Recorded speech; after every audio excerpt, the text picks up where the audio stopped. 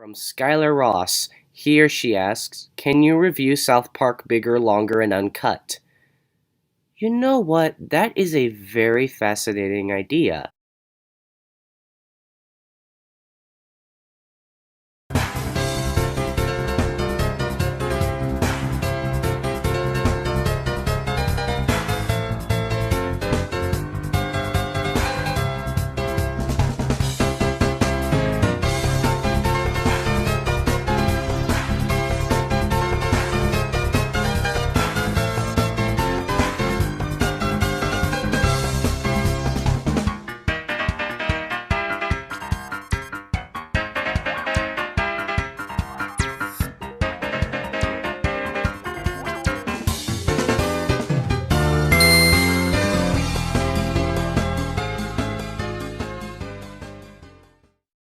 Hello everyone, and thank you for joining me for this momentous occasion. Exactly 6 years ago, I released my very first video, and 6 years later, I've received over 1,000 subscribers. I never imagined reaching this achievement, and I really have to thank you guys, the viewers. If it weren't for you, I probably wouldn't have made it this far. From gaming videos to opinion discussion, from Crazy Fun Studios to reviews and unboxings, from Q&As to top lists, you all have always kept me going. From the old stuff to the new, you've made me the happiest zero-budgeted YouTuber ever. But enough bragging about myself. I have something special for you all. You might all know that I like these two things very much: South Park and movie cartoon reviews. So, years after talking about Movie Unleasher's starter series, why don't I go the extra mile today and review a real full-length movie? I know that YouTube could get up my butt on copyright, and it wouldn't be the first time either, but you all deserve it, because I love you all too much. Please don't take that seriously, but anyway, to celebrate 6 years of Bentendo and reaching 1,000 subscribers, let's take a look at 1999's South Park, Bigger, Longer, and Uncut.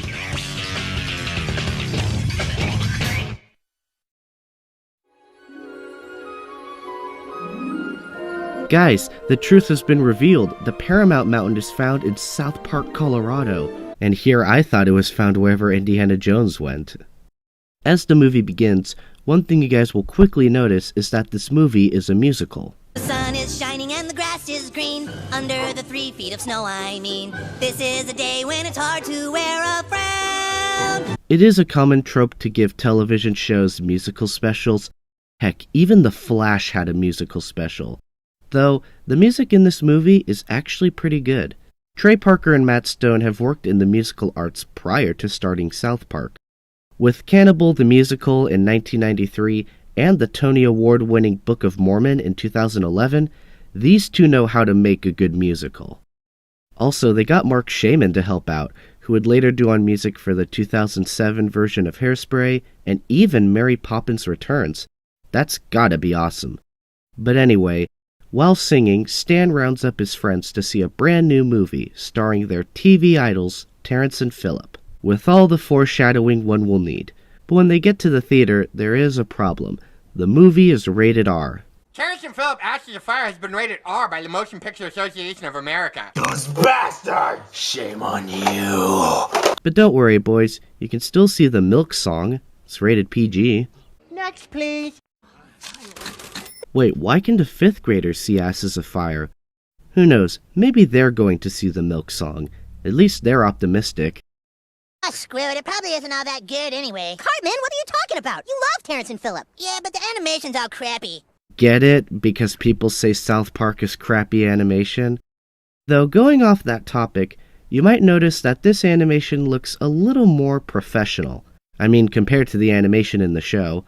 The animation and character design has always been the show's biggest flaw, but over the years, it's developed its charm. In the movie scene, it is normal to make the animation look more professional when you make a movie based on an existing cartoon. Here, the dimmed colors, bad CG, and more fluent movement give it a pass on looking professional enough to be in theaters. But continuing on to the movie, foreshadowing moment number 4 comes to save the day, and the boys get inside the movie theater, just as the show begins. But they probably shouldn't have taken that R rating for granted. You're such a pig fucker, Philip! What did he say? Oh, you shit-faced cockmaster! Wow! Shit-faced cockmaster. Listen, you donkey-raping shit-eater! Donkey-raping shit-eater. Dopey baby, she did it. Now, here's one thing that confuses me. People who are watching this movie have most likely already watched South Park the show, specifically seasons 1 and 2. I'm confused on how the characters are learning these swear words when they've muttered some already in the episodes that aired before the movie. Hey, you squatty-ass shit! What the is wrong with you? You must be some kind of to be able to ignore a crying child! But forget that, we've got an MTV award-winning song number coming up. Shut your fucking face, Uncle Fucker! You're a cocksucking ass-licking Uncle Fucker! You're an Uncle Fucker, yes it's true, nobody fucks uncles quite like you! What garbage! Well, what do you expect? They're Canadian. I think this was everyone's reaction to Freddy Got Fingered. As all the adults leave the theater, the boys are enjoying every second of it. I mean, it is their demographic, until it begins to morph their fragile little minds. I knew it! You paid a homeless guy to get you in, didn't you? Fuck off, you donkey-raping shit-eater! This might be off topic, but it's weird how nowadays it's easier than ever for kids to find potty mouths, especially since the creation of YouTube. Like little kids might have come across PewDiePie or some other big gamer before they hit middle school. Even PG-13 movies with some offensive stuff are being marketed towards kids, like the MCU movies, for example. You're all a bunch of ass-ramming uncle fuckers. Ooh. We've got to see this movie, dude. Terrence and Philip are Canadian, just like my brother. Remember that quote, folks. It's gonna be bothersome throughout this movie. Anyway, Stan sees that her hard-to-get love interest, Wendy, is hanging out with a new kid, Gregory. My name is Gregory. I just transferred from Yardale, where I had a 4.0 grade point average. Then you must have terrible parents. But who doesn't in this town? The boys brag about seeing the movie to the point where the other kids go and see it for themselves. I hate you, Kenny. The following day, about every kid in town has seen Asses of Fire. Man, that theater guy sucks at his job. But it doesn't take long for the boys to get in trouble. I think I know the answer, Mr. Garrison. Shut up, fat boy! Hey, don't call me fat, you fucking Jew! Eric, did you just say the F word? You can't say fucking school, you fucking fat ass! Kyle! Dude, you just said fuck again! Stanley! Who? Kenny! What's the big deal? It doesn't hurt anybody. Fuck, fuckity, fuck, fuck, fuck. Watch your profanity. The parents get called in and are obviously upset. Well, here's a short list of the things they've been saying, okay? What the heck is a rim job? Oh, why, that's when you put your legs behind your head and have someone lick your ass. 'Cause of course Cartman's mom would know that. Terrence and Philip are two very untalented actors from Canada. Nothing but foul language and toilet humor. Give it another decade, Sheila. You'll be shocked with what's on TV nowadays. At lunchtime, Stan asks Chef a question on how to get Wendy to like him. Chef, being the wise old cafeteria cook, gives him a piece of advice. Oh, that's easy. You just gotta find the clitoris. Huh? Oops. You guys, do you know where I can find the clitoris? The what? What, is that like finding Jesus or something? Oh, it certainly will be. As the days go by, more kids across America are starting to swear as they all see the movie. Wow, they almost have lucky parents to see R-rated movies at their age. If only I was so lucky. The United States has graphic violence on television all the time. We can't believe that a movie with some foul language would piss you off so much. That's a good point, especially nowadays. So many shows have been going the extra mile to shock audiences. Game of Thrones, Walking Dead, The Boys, and so on.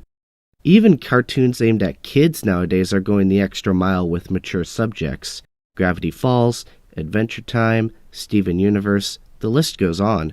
Weird how Trey and Matt actually make a claim that's still relevant over 2 decades later. But that's kind of why their writing is so good. You Canadians are all the same, with your beady little eyes and flapping heads. You're trash! Hey, that kind of sounds like your adopted son who has beady little eyes and a flapping head. Terrence and Philip are Canadian, just like my brother. To be truthful, this is what I believe to be the movie's biggest flaw. Ike's been on the show since the beginning. Audiences know that Ike is Canadian, and Sheila should too. It's mostly clear that they want to show how much of a strict parent Sheila is, but it only makes you have that thought in your head until they address it 50 minutes later. A plot hole, but the movie is still functional with it. The kids are soon put in a rehabilitation class, including Gregory, who hasn't seen the movie at all, but at least it gives us another catchy song sequence. Step 1, instead of ass, say buns, like kiss my buns or you're a bun's hole. Step 2, instead of shit, say poo, as in bull poo poo, head in this poo is cold. Step 3, with bitch, drop the T, cause bick is Latin for generosity.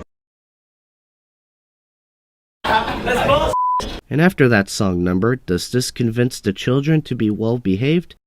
Hell no, we're only 17 minutes into this movie. Speaking of hell, it's nice to see Damien make a cameo here. Wait, I just realized, we're 17 minutes in, that's almost the length of an episode, and I feel like we're missing something. Shouldn't an orange-wearing kid be at death's door yet?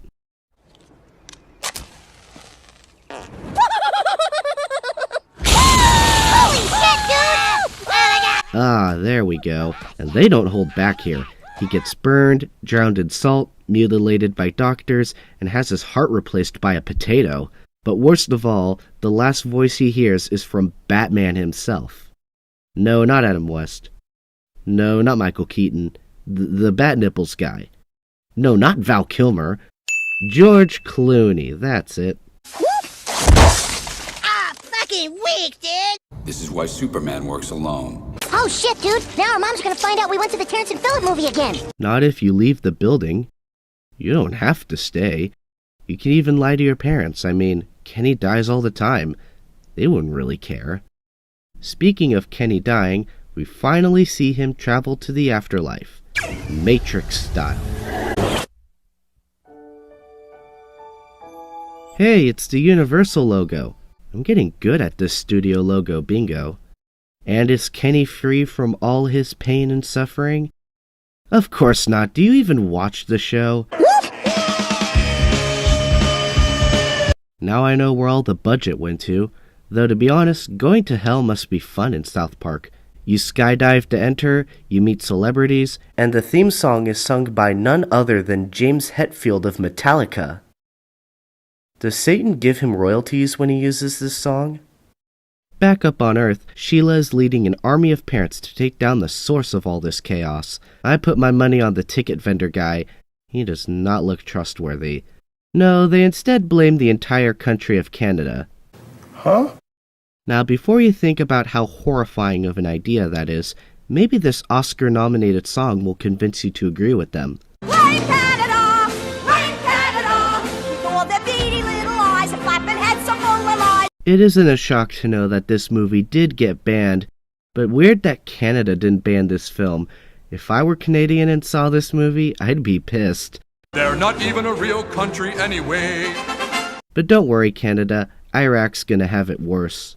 Should we blame the matches? Should we blame the fire? Or the doctors who allowed it to expire? Yes, I would. Did you even see what it was like? It was a complete shit show in that room. One doctor was even just screaming and flailing his arms. During that night's airing of Conan O'Brien, Terrence and Phillip are the special guests. So special that they are put under citizen's arrest on live TV. That's gotta be special. This little scrotum sucker deceived us! You are a bad man! Don't listen to them, Conan! You loved our movie, Conan! We watched it together, remember? You laughed! What have I done? I think Conan has worse reasons for ending it all, like having Data voice him, or having his cereal taste like shit. We don't know what all the fuss is about. The fuss is about taking our citizens. It's about not censoring our art. It's about... This is not about diplomacy. This is about dignity. This is about respect. I bet this is what porn artists on DeviantArt say to defend themselves. After the UN fiasco, Canada is ready to get their revenge. By how, you may ask? By blowing up the Baldwins.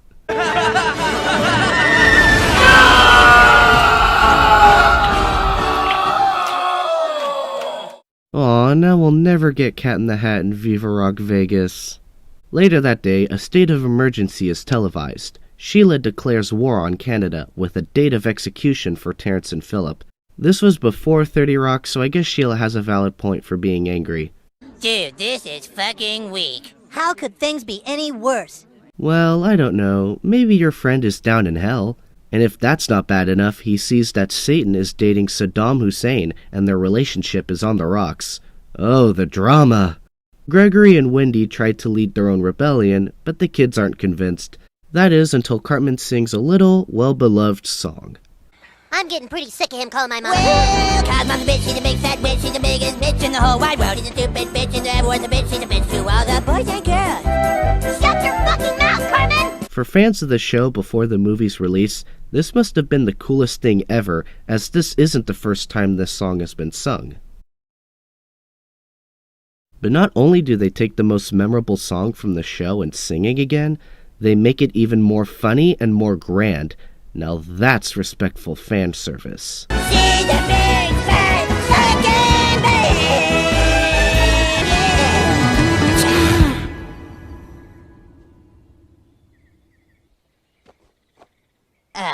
Fuck. After that awesome show, Dr. Voshnacher creates a device called the V-chip that will shock the user whenever they swear. And sadly, our little piggy is the first subject. Now, I want you to say, doggy. Doggy. Notice that nothing happens. Now I want you to say, horsefucker. Horsefucker. That hurt, goddammit! You know, it was difficult to not make World War II references during this review, but thankfully the movie does it for me. That's good. Now I have to work on not making any COVID-19 jokes. It's been a bumpy ride so far. With the situation only getting worse, the boys decide to move forward and save Terrence and Philip themselves. So what would Brian Boitano do if he were here today? I'm sure he'd kick an ass or two. That's what Brian Boitano do. Like Kyle's Mom's a Bitch, Brian Boitano is another fan service moment. But unlike Kyle's Mom's a Bitch, it's not as memorable. He was in one of the original pilots for the show, specifically The Spirit of Christmas. Hey, wait, just a second. Now we've got to think here. Now let's see. What would Brian Boitano do? Yeah, what would Brian Boitano do? Did someone say my name? After that, it really wasn't mentioned a lot. Though who cares, at least the song is kinda catchy. What would Brian Boitano do? He'd call the kids in town and tell them to unite for truth. That's what Brian Boitano do. Did someone say my name? Who are you? I'm Brian Dennehy. What? No, not fucking Brian Dennehy. Then get the fuck out of here. Oh, bye. The first signs of my reign have all come true. And now, when the blood of these Canadians touches American soil, it will be our time to rise. That's dumb. The boys sent out a message to all the kids in town for a meeting, followed by a continuity error. Back again! Back again! Back in hell, Satan ponders the world above as he starts singing a ballad. They say I don't belong. I must stay below, alone. Because of my beliefs, I'm supposed to stay where evil is sown. How is it that the most evil figure in mankind has one of the best songs in the movie? Without evil, there can be no good, so it must be good to be evil sometime. Anyway, the meeting of La Resistance begins, and Gregory reveals his plan to save Terrence and Philip. Stan volunteers Cartman, Kyle, and himself as tributes to put the breakout plan into action. You will need help from someone who's done this sort of thing before. Here's the address of the mole. The mole? He is an expert in COVID operations. Damn it, Gregory, you had to say COVID. Now I'm in real trouble. And blessed be the children we who fight with all our bravery till only the righteous stand. Now I think I know why it was removed from Yardale. Why did our mother start this war? What the fuck are they fighting for? When did this song become a marathon? Montage melodies are the coolest. I want to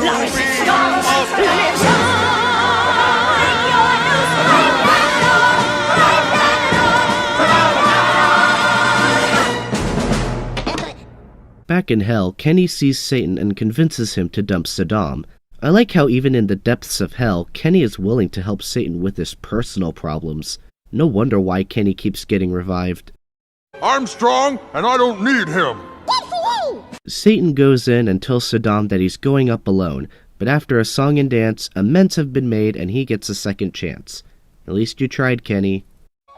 Don't worry, Ike. We're gonna put an end to this. And then I'll make Mom come home and we'll all be a family again. It bugs me how possibly the only character who could stop the war gets locked in the attic. Anyway, the boys meet up with the mole who says he can help them out. Then they make it to the location of the USO show. This is the USO show, where those military bitches intend to kill Terrence and Philippe. Oh my god! God? He is the biggest bitch of them all. Well, he did send his one and only son to fight the Canadians. What's the deal with that? Hey, Mole, you know where the clitoris is? The what? I have to find the clitoris so I can get this windy girl to like me again. Hey, you need to stop thinking with your dick. You have to be on your toes. So I guess that's a yes? Let's synchronize watches. We don't have watches. You don't have watches? Dude, you didn't say anything about watches. What do you think this is, kid? TV kitty hour where we all sit around and lick Barney the dinosaur's fucking pussy? Huh? Okay, I don't want to know what you do Friday nights. Did you bring the mirror? Got it. And the rope? Check. And the butt for?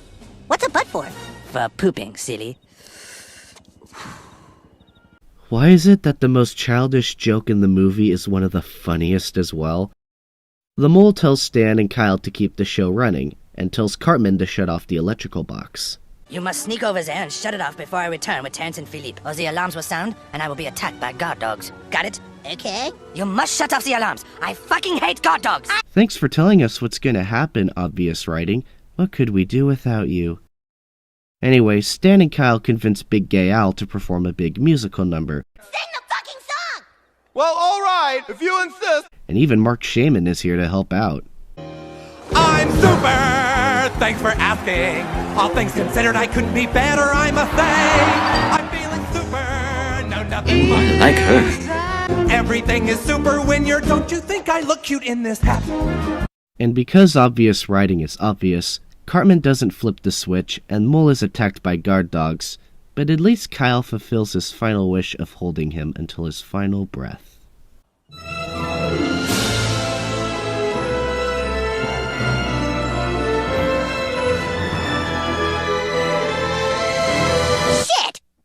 As all hope seems lost, the Canadians make a sneak attack, giving Cartman time to do his job right. Ow, fuck! Hey, some little fat kid saved us! Oh, so this is what people mean when they say South Park does shock humor. But most importantly, Stan gets a call from the Holy Light.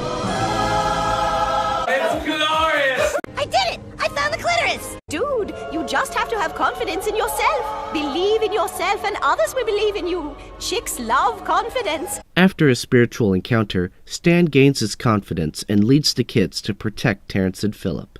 This is about more than fart jokes. This is about freedom of speech, about censorship. What about Ike, huh, Mom? Did you forget that your own adopted son is Canadian? If we didn't forget, this probably would have never happened. But to be fair, at least Trey and Matt don't make him a deus ex machina. Whenever I get in trouble, you go off and blame everybody else. But I'm the one to blame. You keep going off and fighting all these causes, but I don't want to fight her. I want my mom. And does this heartwarming speech calm his mother down and result in a peaceful end? Well, did Blame Canada take home the Oscar for Best Original Song? No! Holy shit, dude! Boy, that escalated quickly. And as the prophecy foretold, their blood touches the ground and Satan rises from the depths. Guess it really isn't a lame prophecy if it worked. Though Saddam pushes Satan aside and assumes full power for world domination. What a twist! Let's start by building a big statue of me, right over there where that fat kid is standing. Hey, don't call me fat, buttfucker! Damn shit! Respect my fucking authority! Yay! Sweet, Cartman now has the power to make Dragon Ball Z references. Try this on for size. Blood-drenched frozen tampon popsicle! And Satan also helps provide our Star Wars reference. That's it! I have had enough of you!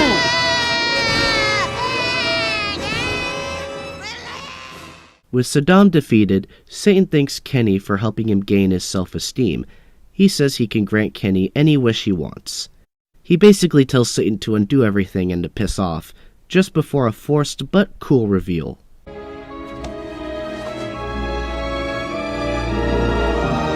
Goodbye, you guys. Would you believe me if I told you that this Kenny was voiced by Mike Judge?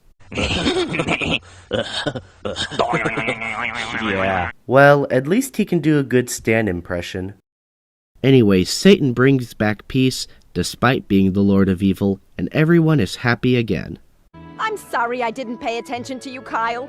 Or my adopted Canadian son. By the way, where is he? You have changed their nature. And with that, Kenny rises up to heaven, where he is finally at peace.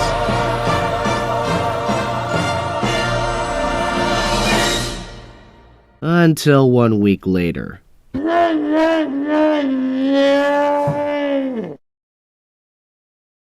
And that was South Park, bigger, longer, and uncut. My thoughts on it? For a movie on one of television's raunchiest shows, it's pretty great.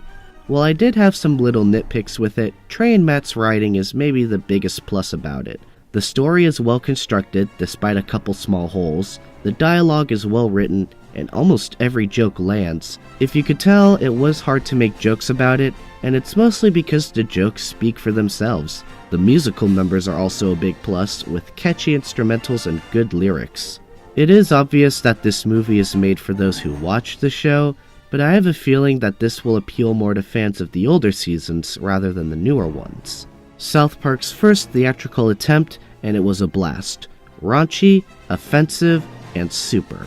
I recommend it for all South Park fans. Phew, I can't believe I made it through my first movie review, and I want to thank you all for getting me here.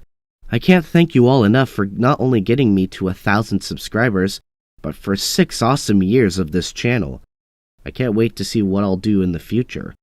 And with that said, thank you so much for watching. If you enjoyed this video, leave a like. Comment down below anything regarding the movie, your favorite quote, song, etc. Just no spoilers. Also, follow my Twitter page for production updates, polls, and even more. Consider subscribing for more reviews as well as other content, and I'll see you in the next video. Bye bye.